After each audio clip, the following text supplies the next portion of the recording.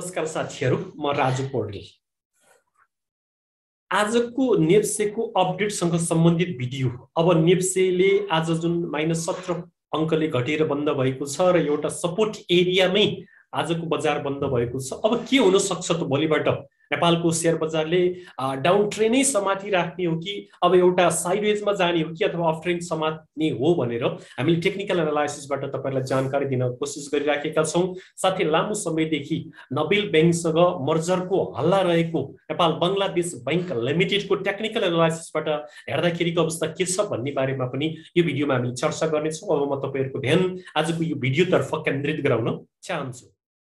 Video सुरु गर्नुभन्दा अगाडि हाम्रो यो इष्टगुरु युट्युब च्यानलमा तपाईहरुलाई हार्दिक स्वागत गर्न चाहन्छु र हाम्रो च्यानल र हामीलाई माया गर्नुहुन्छ भने तल लेखिएको सब्स्क्राइब बटनमा एक क्लिक गर्नु होला, साथै बेल बटनमा पनि एक क्लिक गर्नु होला भन्दै अब म आजको नेप्सेको अपडेटसँग सम्बन्धित भिडियो तपाईहरु समक्ष प्रस्तुत गर्न गइराखेको छु। यो फेयर एन्ड ग्रिड मिटरबाट हेर्दाखेरि फेरि पनि यो fair and grid meter below 20 तिर पुगिसकेको छ, 19.21 पुगेको छ। यसको अर्थ जब यो बिलो 20 मा यो फेयर एन्ड ग्रिड मिटर पुग्छ त्यतिबेला हामी एक्सट्रिम फियर भनेर भन्दछौं। लगानीकर्ता एकदमै डराएर शेयर बेचिराखेको र बुझेका लगानीकर्ताहरूले शेयर क्युमुलेट गर्दै गएको अवस्थालाई हामीले यो एक्सट्रिम फियरको कन्डिसनबाट बुझ्न सकिन्छ।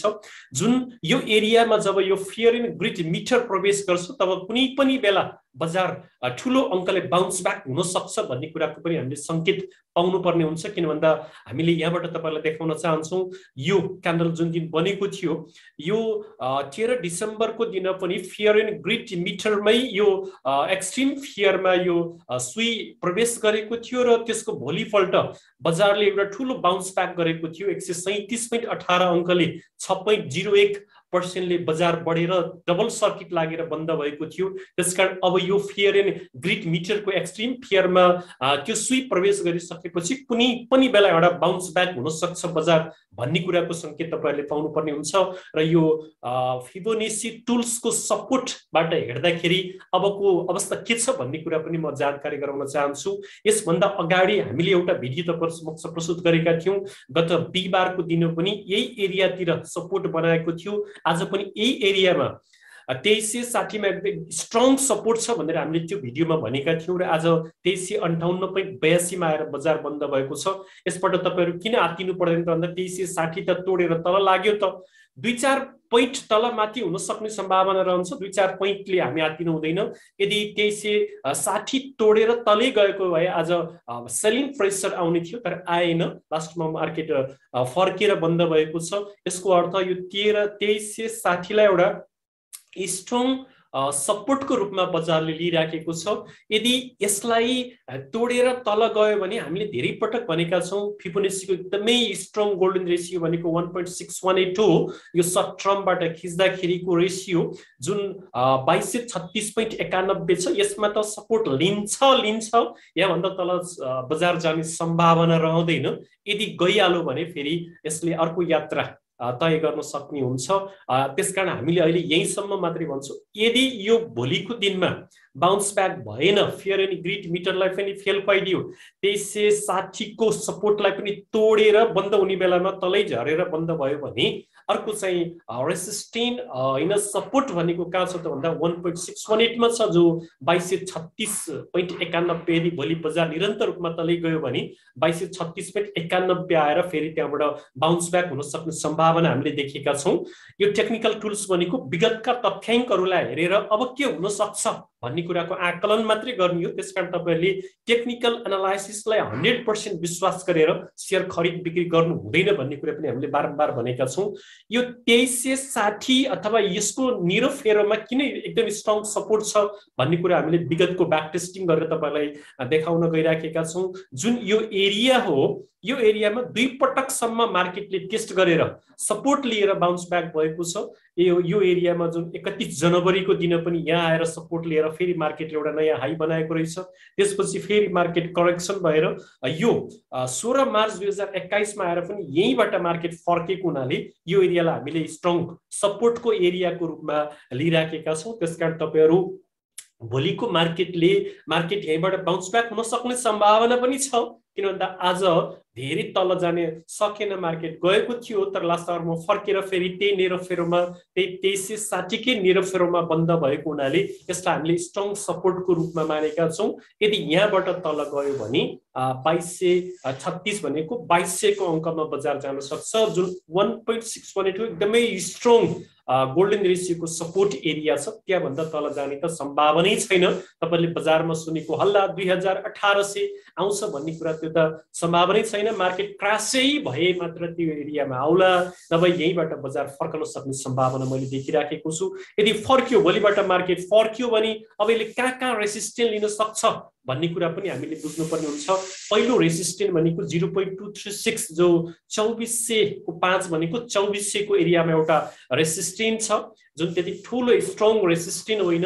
यो बुलिश क्यान्डल बनेको दिनमा पनि यही रेसिस्टेन्स लिएको छ, अस्तिको दिनमा पनि यही रेसिस्टेन्स लिएको छ। यो एउटा रेसिस्टेन्स हुन सक्छ भने त्यसपछि माथि गयो भने, यसलाई तोडेर माथि गयो भने अर्को चाहिँ मिड टर्मको यो रेसिस्टेन्स जुन 0 छ 2481, यता चाहिँ 2495 एउटै लाइनमा पर्न गएको छ। 0.382 भनेको एकदमै स्ट्रङ रेसिस्टेन्स भनेर यसलाई मानिन्छ। यहाँ गएर बजारले टक्कर अथवा ठक्कर खान सक्छ। अस्तिको दिनमा पनि यो क्यान्डल जुन बनेको छ, यो स्पिनिङ टप क्यान्डल, यो क्यान्डल यसैमा गएर ठोकिएर तल झरेको थियो। अब यसलाई काट्नको लागि बजारले ठुलै सङ्घर्ष गर्नुपर्ने हुन्छ। त्यसकारण लगभग 2500 को एरियामा एकदमै स्ट्रङ सपोर्ट छ भन्ने कुरा हामीले बुझ्नुपर्ने हुन्छ। 2500 लाई तपाईहरुले सपोर्ट होइन, स्ट्रङ रेसिस्टेन्सको रूपमा लिनु होला। 2500 भन्दा माथि गयो भने फेरि अर्को रेसिस्टेन्स 0.5 मा जो 2568.86 मा छ, यसलाई तोड्यो भने फेरि अर्को स्ट्रङ रेसिस्टेन्स पोइन्ट जो 0.618 2641 मा बजार प्रवेश गर्न सक्छ भन्ने कुरा मैले अहिले यति यहाँसम्म भने। यहाँभन्दा माथि जाने सम्भावना अहिले म देखिराखेको छैन। 2641 अबको यसको अन्तिम गन्तव्य, पहिलो अपट्रेन्डको गन्तव्य हुन सक्छ र त्योभन्दा अगाडि 0.382 मा यसले एउटा ठुलो सङ्घर्ष गर्नुपर्ने अवस्था हामीले देखेका छौँ। किनभने विगतमा पनि यही एरियाबाट मार्केट फर्केको छ। यो क्यान्डल पनि यहीँ गएर ठोकिएको थियो, यो क्यान्डल पनि यहीँ गएर ठोकिएको हुनाले यहाँबाट बजार माथि जानलाई एक दुई पटक क्यान्डल ठोकिएर यसलाई क्रस गर्यो भने मात्रै हामी ढुक्क भएर अर्को यो सपोर्ट हैन रेसिस्टेन्समा गएर के हुन सक्छ भनेर भन्न सक्ने आधारहरू लिन सक्छौं।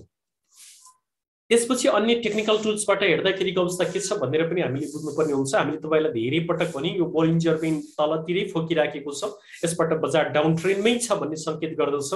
बोलिन्जर बेन्ड भनेको एउटा तलाउ हो, एउटा समुद्र हो। यो क्यान्डलहरू भनेको समुद्रभित्र भएका माछाहरू हुन्। माछा तलाउ भन्दा बाहिर, समुद्र भन्दा बाहिर, नदी भन्दा बाहिर बस्न सक्दैनन्। जब लोवर बेन्ड भन्दा तल गएर क्यान्डलहरू बन्छन् भने तुरुन्तै क्यान्डलहरू फेरि भित्र बन्न सुरु गर्छन्।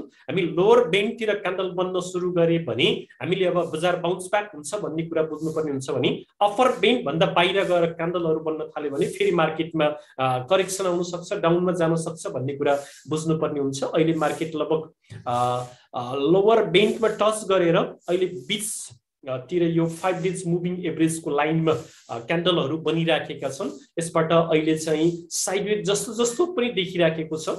त्यसपछि हामीले भोल्युम बेसबाट हेर्दाखेरि भोल्युम एकदमै एभरेज भोल्युम भन्दा तल परिराखेको छ, तर अस्तिको दिनको भन्दा आज भोल्युम केही बढेको संकेत गरेको छ। तर सेलिङकै भोल्युम छ आज पनि, किनभने भोल्युमको बार रेड बार बनेको छ। यसले गर्दा सेलरहरू नि बढी हावी छन्, बायरले जित्न सकेका छैनन् भन्ने कुरा बुझ्नुपर्ने हुन्छ भने यो एभरेज भोल्युम भन्दा माथि भोल्युम परिसकेपछि मात्रै बजार अपट्रेन्डमा, त्यो पनि ग्रीन भोल्युम सहित पर्यो भने अपट्रेन्डमा जाने सम्भावना रहन्छ भन्ने कुरा हामीले बुझ्नुपर्ने हुन्छ भने आरएसआईबाट हेर्दाखेरि यो आरएसआई पनि एकदमै महत्त्वपूर्ण इन्डिकेटर हो। डीको आरएसआईबाट हेर्दाखेरि फेरि पनि आरएसआई झुकेर 32.79 तिर आएको छ। आरएसआई को जुन यो सपोर्ट एरिया छ, हामीले धेरै पटक यहीँबाट आरएसआई फर्केको देखेका छौँ। यदि म्याक्सिमम आरएसआई आयो भने 30 सम्म आउन सक्ने सम्भावना रहन्छ र यहीँबाट फर्कन सक्ने सम्भावना पनि रहन्छ। किनभने यो एरियामा पनि एउटा सपोर्ट छ, यहाँ पनि हामीले एउटा सपोर्ट देख्छौँ आरएसआई को। डीको आरएसआई को अवस्था यस्तो छ भने हामीले टाइम फ्रेममा 1 आवरको पनि हेर्नुपर्ने हुन्छ। हामी धेरै पटक तपाईलाई भनेका थियौँ 1 आवरमा जबसम्म 60 काटेर माथि जाँदैन 1 आवरको RSI तबसम्म मार्केट अफ ट्रेन्डमा जाने सम्भावना कम हुन्छ। अस्तिको दिन लगभग 57 सम्म पुगेर अहिले 1 आवरको RSI आज लास्टमा फर्केको छ। यसले मार्केट फर्काउन सक्ने सम्भावना देखाउँछ भोलिबाट। 1 आवरको लास्टमा RSI फर्काउनु भनेको भोलिबाट मार्केट माथि जान सक्ने संकेत पनि गर्छ। अहिले 42 तिर छ 1 आवरको RSI भनी हामीले मन्थ र विकको पनि हेर्नुपर्ने हुन्छ। विकको RSI तलै आएर हल्का घुम्न सुरु गरेको जस्तो देखिन्छ। 35 तिर विकको RSI आएको छ भने मन्थको RSI को अवस्था पनि 60 बिलो छ। 60 बिलो भएर 54 तिर मन्थको RSI आएको छ। अब यो पनि फर्कने अहिले तुरुन्तै देखिएको छैन। RSI बाट हेर्दाखेरि बजार डाउन ट्रेन्डमै छ भन्ने कुराको संकेत गर्दछ भने अर्को टेक्निकल टुल्स एकदमै इम्पोर्टेन्ट टेक्निकल टुल्स भनेको जुन MACD हो। MACD बाट हेर्दाखेरि जुन यी बारहरू छन् यो हिस्टोग्राम बारहरू, यी बारहरू जिरो लाइनबाट तल झरेर लम्बिने क्रम सुरु भएको थियो। एकदमै लामो बार बनेको थियो 13 डिसेम्बरको दिन। त्यसपछि बारहरू छोटिँदै छोटिँदै छोटिँदै छोटिँदै गएका छन्। जब यी छोटिँदै छोटिँदै गएर जिरो लाइन भन्दा माथि पुग्छन् तब मार्केट अप ट्रेन्डमा जान सक्छ भन्ने यसले संकेत गर्छ। हामी सेफ इन्ट्री हुने हो, सेफ इन्भेस्टमेन्ट गर्ने हो, सेफ ट्रेडिङ गर्ने हो भने यो जिरो भन्दा माथि बारहरू बन्न सुरु गरेपछि मार्केटमा इन्ट्री हुनुपर्छ भने जिरो भन्दा तल बार बन्न सुरु गर्यो भने एक्जिट गर्नुपर्ने हुन्छ। यो MACD 12 डेजको यो जुन सिग्नल लाइन छ यो लाइन पनि निरन्तर रूपमा तल झरिराखेको थियो। अहिले चाहिँ साइडवेज तिर गइराखेको छ। अब यो लाइन घुमेर यो जुन MACD 26 डेजको लाइन छ यो लाइनलाई तलबाट क्रस गरेर बुलिश क्रसओभर गरेको दिन हामी इन्ट्री हुनुपर्छ भने बेरिश क्रसओभर गरेको दिन एक्जिट हुनुपर्छ। यो कुरालाई ख्याल गरेर तपाईहरुले कारोबार गर्नुभयो भने तपाईहरु सेफ लगानीकर्ता सुरक्षित लगानी गर्न सक्नुहुन्छ भन्ने कुराको पनि जानकारी गराए।